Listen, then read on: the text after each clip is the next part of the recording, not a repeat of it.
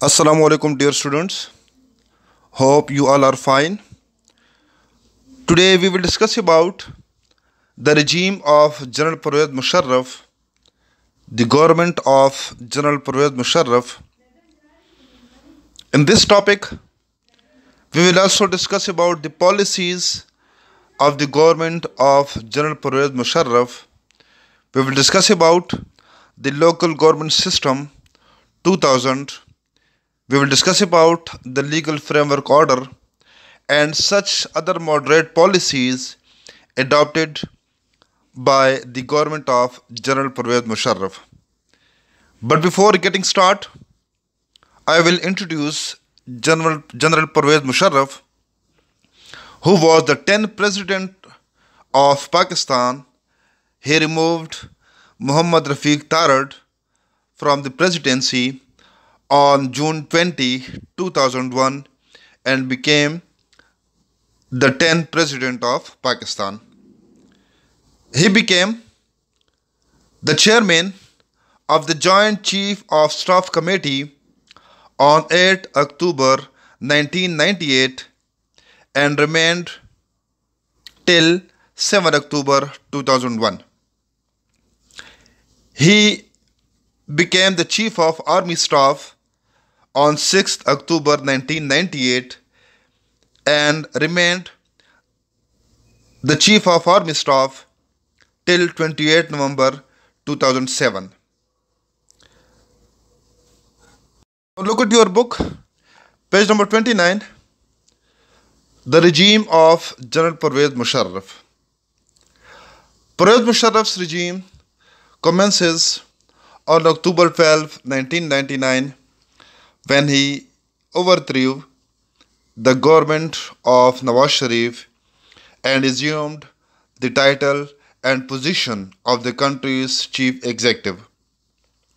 Differences between Nawaz and Musharraf had already started to come to the surface on the Kargil issue, but the Prime Minister had let the general to continue as Chief of Army Staff and Chairman Joint Chiefs of Staff Committee. Then, on October 12, 1999, the plan in which Musharraf was coming back to Pakistan from an official visit abroad was not allowed to land at Karachi airport. This event prompted the army into action, leading to the overthrow of the elected civilian government and the military takeover on October 12, 1999. On June 20, 2001, Musharraf also removed Muhammad Rafiq Tarad from the presidency and himself became the president of Pakistan. Students, in this paragraph, we have studied that there were some differences between the civilian government and army on the issue of Kargil. On 12 October 1998, when General Pervez Musharraf was coming back from an official visit of Sri Lanka, his plan was not allowed to land on Karachi airport. Remember that some other passengers were also sitting with Pervez Musharraf in this plan, but his plan was not allowed to land on the Karachi airport, and this action of civilian government prompted army to take action and overthrow the government of Mia Muhammad Nawaz Sharif. This way, the government of Mia Muhammad Nawaz Sharif was overthrown and General Pervez Musharraf became the chief executive of Pakistan. Now we will discuss about the policies of General Pervez Musharraf, and first of all, we will discuss about the local government system 2000. On March 23rd, 2000, General Pervez Musharraf, as Chief Executive, proposed a comprehensive plan for the devolution of power to local government institutions with the objectives of realizing participation of the masses in the political process at the grassroots level. What is local government system? Local government system means devolution of power. Now, what is devolution of power? Devolution of power means the transfer of powers from the high authorities to the lower masses. It means to empower the public at the grassroots level. The National Reconstruction Bureau was established for the implementation of this plan. Dear students, in this paragraph, we have studied that this plan was proposed by General Pervez Musharraf on 23rd March 2000, and for the implementation of this plan, National Reconstruction Bureau was established. The main purpose of this plan was the devolution of power, to transfer the powers from the high authorities to the lower authorities, means to empower the people at the grassroots level. On August 14, 2000, Musharraf announced a three-tier structure of the proposed local government consisting of the Union Council, Tehsil, Town Council and District Council, so as to reduce the rural-urban disparity. Local government rules and regulations were evenly applied in both urban and rural areas. Laborers, women, minorities and farmers were given representation in the local council. The local bodies were to have the prime responsibility for local developmental works. The elections held stepwise commenced in December 2000 and were completed in July 2001. Thus, Union, Town, Tehsil and District Councils were established. The Nazims and Naib Nazims of the Union Councils were elected directly by the people, while the Nazims and Naib Nazims of the Tehsil and District Councils were elected indirectly. The minimum educational qualification for the position of Nazim was secondary school certificate. 30% of seats at each level were specified for women.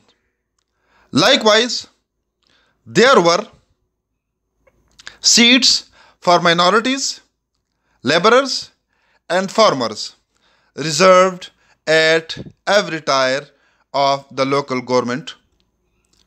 The posts of deputy commissioners at the district level and commissioners at the divisional level were abolished. Even the administrative units known as divisions were abolished. Under the new setup, the district Nazim headed the district administration. The district coordination officers and the district police officers were subordinated to the district Nazim. The Union Council Nazims were ex officio members of the district council. Likewise, The Union Council Naib Nazims were ex officio members of the Tehsil Council. The local governments were endowed with financial powers. The Union Council also acted as facilitator in private public disputes of minor nature. The district council approved the district budget and could introduce new taxes or change the rules of old ones. The approval of development projects and the district also needed to be obtained from the district council. Now we will discuss about the Local Government Ordinance 2005. The local and district government completed its tenure in June 2005. Before holding new local government elections, its rules were amended in consultation with provincial assemblies. A new local government ordinance 2005 was promulgated. The members of the Union Council and members of the councillors were reduced from 21 to 13. Now we will discuss about the local government system in details. We have studied that local government system means that devolution of powers. Now what does mean by devolution of powers? Devolution of powers means the transfer of powers from the high authorities to the lower authorities. We will discuss about the responsibilities of local government representatives, and we will discuss about the process and procedure of the elections of the local governments. As we have studied that the local government system was consisting of three tiers: Union Council, Tehsil or Town Council, and District Councils. You should know that there were 21 members at Union Council level. Now, what was the seat distribution at Union Council level? There were as one seat was reserved for the Nazim, one seat was reserved for the Naib Nazim, 8 general seats were reserved for the Muslims, both men and women. 4 general seats were reserved for women. 4 workers and peasants seats were reserved for men and women. 2 workers and peasant seats were reserved for women. 1 seat was reserved for minorities. So they became total 21 seats at Union Council level. Now we will discuss about the seats distribution at District Council level. At District Council level, 1 seat was reserved for the Nazim, just called District Nazim. 1 seat was reserved for the District Naib Nazim. 33% seats were reserved for women. 5% seats were reserved for workers and peasants, and 5% seats were reserved for the minorities, and the remaining seats were general seats which were reserved for the men and women. And now we will discuss about the seat distribution at Tehsil or Town Council level. There was 1 seat reserved for a Tehsil or Town Nazim. 1 seat was reserved for a Tehsil or Town Naib Nazim. 33% seats were reserved for the women, 5% seats were reserved for the workers and peasants, and 5% seats were reserved for the minorities.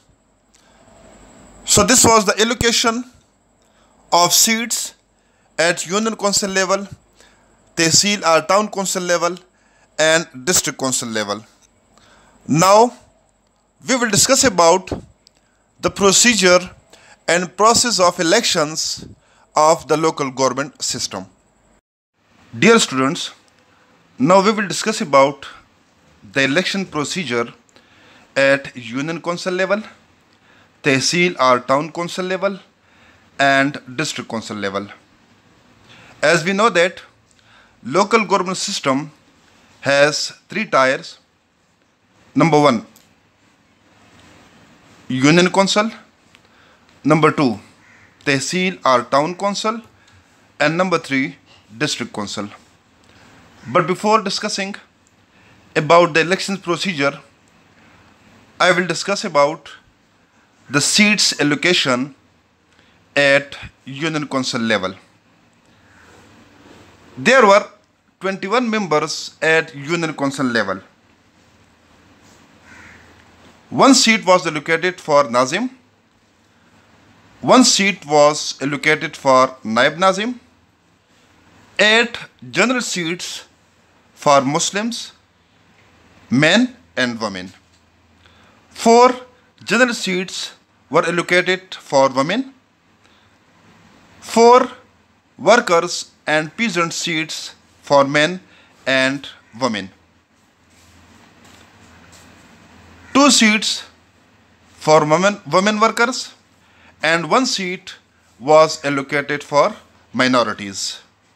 Dear students, अब हम बात करेंगे कि union council सतह पर नाजिम और नायब नाजिम किस तरह इलेक्ट होते हैं।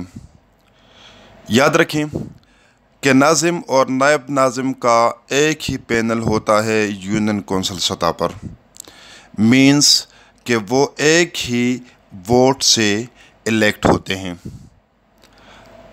अगर मैं ए को वोट कास्ट करता हूँ तो वही वोट कंसिडर होगा बी के लिए भी। मैं नाजिम और नायब नाजिम के लिए अलग अलग वोट नहीं दूंगा। एक ही वोट से नाजिम भी इलेक्ट होगा और उसी वोट से नायब नाजिम भी इलेक्ट होगा। सपोज़ 2 पैनल्स हैं एक यूनियन कौंसिल सतह पर। एक पैनल में नाजिम के लिए जो कैंडिडेट है वो ए हैं और नायब नाजिम के लिए जो कैंडिडेट है वो बी हैं। इसी तरह दूसरे पैनल में नाजिम के लिए जो कैंडिडेट है वो सी है और नायब नाजिम के लिए जो कैंडिडेट है वो डी हैं। अगर मैं इस पैनल के नाजिम को यानी ए को वोट दूंगा तो वो वोट कंसिडर होगा बी के लिए भी, और अगर मैं इस पैनल के नाजिम को यानी सी को वोट देता हूं तो वही वोट कंसिडर होगा नायब नाजिम के लिए भी यानी डी के लिए भी। इसका मतलब ये हुआ कि अगर मैं ए को वोट देता हूं तो मैं इस पैनल में डी को या सी को वोट नहीं दे सकता। अगर मैं इस पैनल में बी को वोट देता हूं तो मैं इस पैनल में सी और डी को वोट नहीं दे सकता। या तो मैं इस पैनल को वोट दूंगा और या फिर मैं इस पैनल को वोट दूंगा। दोनों पैनल्स को एक साथ में वोट नहीं दे सकता। इसी तरह जो जनरल सीट्स के लिए उम्मीदवार होते हैं, चाहे वो मर्द हों चाहे वो ख़वातीन हों, तो जो पहले 8 उम्मीदवार जनरल सीट्स की मैं बात कर रहा हूँ, जो 8 उम्मीदवार ज़्यादा वोट लेते हैं, चाहे वो ख़वातीन हों चाहे वो मर्द हों, लेकिन मुकाबला जनरल नशिस्त का है, जनरल सीट का है, लिहाजा जो 8 उम्मीदवार ज़्यादा वोट लेंगे वही 8 उम्मीदवार जनरल सीट्स पर मुंतखब कंसिडर होंगे, यानी वो इलेक्ट हो जाएंगे। इसी तरह جو خواتین کے لیے 4 مخصوص نشستیں ہیں جو جنرل نشستیں کہلاتی ہیں، ان پر صرف خواتین ہی الیکشن لڑ سکتی ہیں، یعنی جو سیٹس خواتین کے لیے ریزروڈ ہوتی ہیں ان پر صرف اور صرف خواتین ہی الیکشن لڑ سکتی ہیں، ان پر مرد حضرات الیکشن نہیں لڑ سکتے۔ لہٰذا جو خواتین زیادہ ووٹس لیتی ہیں جنرل سیٹس پر، 4 جنرل سیٹس ہوتی ہیں یونین کونسل لیول پر، اور جو 4 خواتین زیادہ ووٹ لیتی ہیں وہ خواتین جنرل سیٹس پر منتخب ہو جاتی ہیں۔ اسی طرح 4 ہمارے پاس کسان سیٹس ہیں جن کو ہم مزدور کسان نشست کہتے ہیں، ان میں خواتین کے لیے بھی کوٹا ہے اور مردوں کے لیے بھی ہیں، مطلب جنرل سیٹس ہیں۔ جنرل سیٹس کا مطلب یہ ہے کہ ان پر خواتین بھی الیکشن لڑ سکتی ہیں اور مرد حضرات بھی ان پر جو ہیں الیکشن لڑ سکتے ہیں۔ تو جو 4 بندے، 4 امیدوار، چاہے وہ خواتین ہوں چاہے وہ مرد ہوں، زیادہ ووٹ لیتے ہیں، وہی 4 کسان سیٹ پر جو ہیں وہ نمائندے منتخب ہو جاتے ہیں۔ اسی طرح خواتین ورکرز کے لیے، خواتین مزدوروں کے لیے بھی اس میں کوٹا رکھا گیا ہے، سیٹس ریزرو کی گئی ہیں، لہٰذا ان سیٹس پر صرف خواتین الیکشن لڑ سکتی ہیں۔ تو جو 2 خواتین زیادہ ووٹ لیں گی وہی خواتین کی ان مخصوص نشستوں پر جو ہے وہ منتخب ہو جائیں گی۔ اسی طرح ایک سیٹ جو ہیں وہ مائنارٹی کے لیے رکھا گیا ہے، یعنی جہاں پر اقلیتیں ہوں گی کم از کم 10% اقلیتوں کا ہونا ضروری ہے۔ مینس اگر ایک یونین کونسل کی آبادی 1000 ہیں تو ان میں سے 100 اقلیتیں ہوں گی۔ مطلب یہ ہے کہ اگر 100 اقلیتیں وہاں پر ہیں، 100 آبادی والی اقلیت وہاں پر ہیں تو ان کے لیے ایک مائنارٹی سیٹ ریزرو رکھا جائے گا، ادروائز وہ ویکنٹ رہے گا، ٹھیک ہے نا۔ لہٰذا یہ پروسیجر تھا الیکشن کا اور یہ سیٹس ایلوکیشن تھا at the union council level. ایک بات آپ لوگوں کے ذہن میں رہے کہ یونین کونسل پر جو الیکشنز ہوتے ہیں وہ ڈائریکٹ ہوتے ہیں۔ ڈائریکٹ مینس کہ اس میں عوام کی انوالومنٹ ہوتی ہے، مینس عوام جا کر ووٹ پول کرتی ہے اور اپنے نمائندے جو ہیں وہ منتخب کرتے ہیں۔ میں نے 2 پینل بنائے تھے، اے بی پینل 1 اور C D panel 2۔ Panel 1 A B جو ہیں وہ ہمارے پاس یونین کونسل پر منتخب ہو جاتی ہیں، وہ زیادہ ووٹ لیتے ہیں، ٹھیک ہے نا، اور اسی طرح وہ ہمارے پاس ناظم اور نائب ناظم جو ہیں وہ الیکٹ ہو جاتے ہیں، ٹھیک ہے۔ اب یونین کونسل کی سطح پر جو ناظم ہوتا ہے وہ ممبر ہوتا ہے ڈسٹرکٹ کونسل کا،